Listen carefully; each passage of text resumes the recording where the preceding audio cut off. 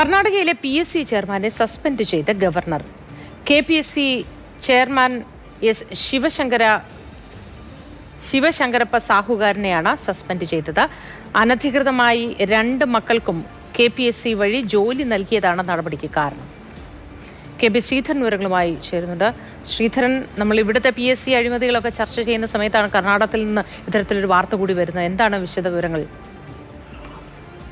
അതേ മോത്തി, കേരളത്തിൽ വരെ ഒരു പ്രത്യാഘാതം ഉണ്ടാക്കാവുന്ന ഒരു നടപടി, അല്ലെങ്കിൽ കേരളത്തിൽ വേണമെങ്കിൽ ആവർത്തിക്കാവുന്ന ഒരു നടപടിയാണിത്.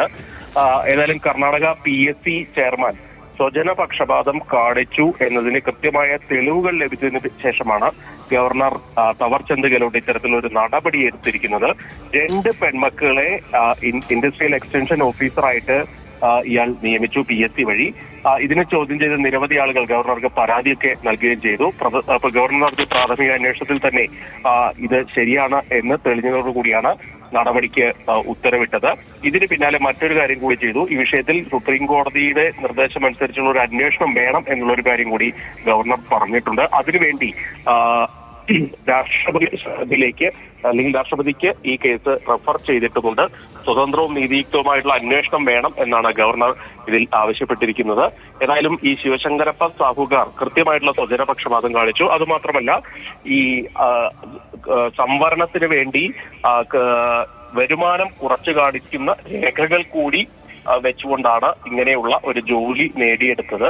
അങ്ങനെ മറ്റുള്ളൊരു അവസരം നിഷേധിക്കുന്ന ഒരു നടപടി കൂടി അതിലുണ്ടായിട്ടുണ്ടെന്ന് കൂടി ഗവർണർ പറയുന്നുണ്ട്. ഏതായാലും ഈ സ്വജനപക്ഷപാതവുമായി ബന്ധപ്പെട്ട് കേരളത്തിൽ വലിയ വിവാദങ്ങൾ നിലനിൽക്കുമ്പോഴാണ് കർണാടക ഗവർണർ ഇത്തരത്തിലുള്ള ഒരു അസാധാരണ നീക്കത്തിലൂടെ KPSC ചെയർമാനെ സസ്പെൻഡ് ചെയ്തിരിക്കുന്നത്. കർണാടക സർക്കാരും പ്രത്യേകിച്ച് ആഭ്യന്തരമന്ത്രി പ്രിയങ്ക ഖാർഗെയുടെ ഒരു പ്രതികരണം വന്നിട്ടുണ്ട്. ഈ KPSCയുടെയൊക്കെ പ്രവർത്തനം ശുദ്ധീകരിക്കാൻ വേണ്ട നടപടികൾ അതിനെ സ്വാഗതം ചെയ്യുന്നു എന്നുള്ളതാണ് കർണാടക സർക്കാരിന്റെ നിലവിൽ വന്നിരിക്കുന്ന ആദ്യ പ്രതികരണം. ശരി, KB ശ്രീധരനാണ് വിവരങ്ങൾ പങ്കുവച്ചത്.